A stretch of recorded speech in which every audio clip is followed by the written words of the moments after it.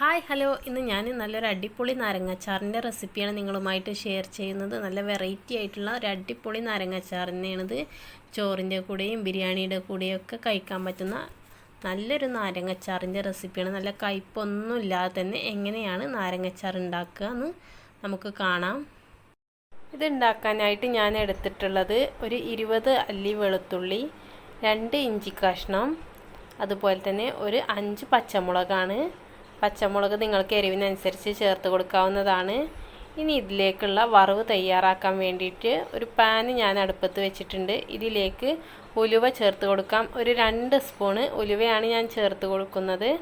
ഇനി ഇത് ഒന്നിട്ട് വറുത്തെടുക്കാം. ലോ ഫ്ലെയിമിലിട്ടിട്ട് വേണം കേട്ടോ അതൊന്ന് വറുത്തെടുക്കാൻ, അല്ലെങ്കിൽ കരിഞ്ഞു പോകും. ഇനി ഇതൊന്ന് മൂത്ത് വരുമ്പോഴേക്കും ഇതിലേക്ക് ഒരു 4 സ്പൂണ് കടുക് ചേർത്ത് കൊടുക്കാം. കടുക് ലോ ഫ്ലെയിമിലിട്ടിട്ട് തന്നെ ഒന്ന് വറുത്തെടുക്കാം. ഇതിങ്ങനെ പൊട്ടി വരുമ്പോഴാണ് നമ്മൾ തീ ഓഫാക്കേണ്ടത്. ഈ കടുക് ഇങ്ങനെ പൊട്ടി വരും.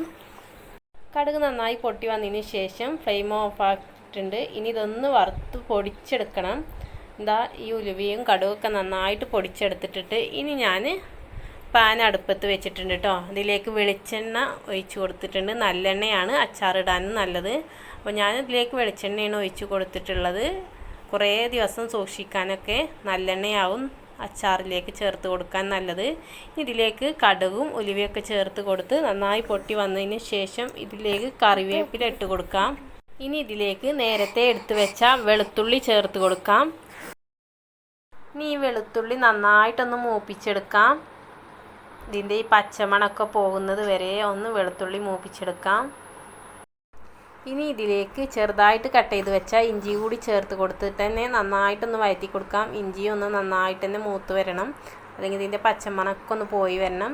ഇനി ഇതിലേക്ക് നമ്മുടെ നാരങ്ങയാണ് ചേർത്ത് കൊടുക്കേണ്ടത്. നാരങ്ങ ഞാൻ ഉപ്പിലിട്ട് വെച്ച നാരങ്ങയാണ് കേട്ടോ ചേർത്ത് കൊടുക്കുന്നത്. അപ്പോൾ ഈ ഒരു നാരങ്ങ ഉണ്ടായതുകൊണ്ട് ഇങ്ങനെയാണ് ഞാൻ അച്ചാറിട്ട് കൊടുക്കുന്നത്. ഇതിലേക്ക് ഞാൻ പച്ചമുളക് ചെറുതായിട്ട് കട്ട് ചെയ്ത് കൊടുക്കുന്നുണ്ട് കേട്ടോ. നമ്മുടെ പച്ചമുളക് കൂടി ഇതിലേക്ക് ചേർത്ത് കൊടുത്തിട്ടുണ്ട്. അപ്പോൾ നാരങ്ങ ഒന്ന് തിളപ്പിച്ചെടുക്കുക. ഉപ്പും ചെറുതായിട്ട് തന്നെ കട്ട് ചെയ്തിട്ട് ഉപ്പ് ചേർത്ത് ലേശം വെള്ളം ഒഴിച്ച് കൊടുത്താൽ മതി കേട്ടോ. അത് തിളച്ച് വരുമ്പോൾ ഉപ്പ് ഉരുകി വരുമ്പോൾ തന്നെ വെള്ളം ഉണ്ടാവും.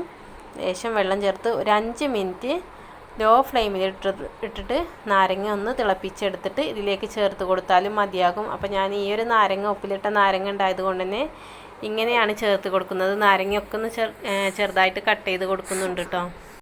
ഇനി ഇതിലേക്ക് 1 സ്പൂണ് മഞ്ഞൾപ്പൊടി കൂടി ചേർത്ത് കൊടുത്തിട്ടുണ്ട്. ഈ സമയത്ത് തന്നെ മുളക് പൊടി കൂടി ചേർത്ത് കൊടുക്കാം. മുളക് പൊടി ഞാൻ ലാസ്റ്റാണ് ചേർത്ത് കൊടുത്തിട്ടുള്ളത്, പക്ഷേ ഈ ഒരു സമയത്ത് തന്നെ ചേർത്ത് കൊടുക്കുന്നതാവും ഒന്നുകൂടി നല്ലത്. പൊടികളുടെയൊക്കെ പച്ചമണം മാറാൻ വേണ്ടിയിട്ട് ലോ ഫ്ലെയിമിലിട്ടിട്ട് ഒന്ന് ഇളക്കി കൊടുക്കണ്ട കുറച്ച് നേരം.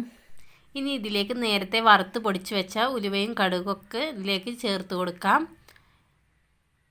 എന്നിട്ടിത് നന്നായിട്ടൊന്ന് മിക്സ് ചെയ്തെടുക്കുക. ഇനി ഇതിലേക്ക് ഒരു 1/2 സ്പൂണ് കായപ്പൊടി കൂടി ചേർത്ത് കൊടുത്തിട്ടുണ്ട്. ഇനി ഇതെല്ലാം കൂടിയിട്ട് തന്നെ നന്നായിട്ടൊന്ന് മിക്സ് ചെയ്ത് കൊടുക്കാം.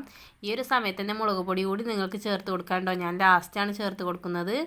ഈ പൊടികളൊക്കെ ചേർത്ത് കൊടുക്കുന്ന സമയത്ത് തന്നെ ഒന്നുകൂടി ചേർത്ത് കൊടുക്കുകയും നല്ലത്. ഞാനിതിലേക്ക് ലേശം വെള്ളം ഒഴിച്ച് കൊടുത്തിട്ടുണ്ട്. അതുപോലെ തന്നെ ഒരു ശർക്കരയുടെ പകുതി ചേർത്ത് കൊടുത്തിട്ടുണ്ട് കേട്ടോ. ചെറിയൊരു ശർക്കരയുടെ പൊട്ട് ചേർത്ത് കൊടുത്താൽ മതിയാകും. ഇനി ഞാൻ ഉപ്പിലിട്ട് വെച്ച നാരങ്ങ കൂടി ഇതിലേക്ക് ചേർത്ത് കൊടുക്കുന്നുണ്ട്. എന്നിട്ട് നന്നായിട്ട് തന്നെ ഒന്ന് മിക്സ് ചെയ്തെടുക്കാം.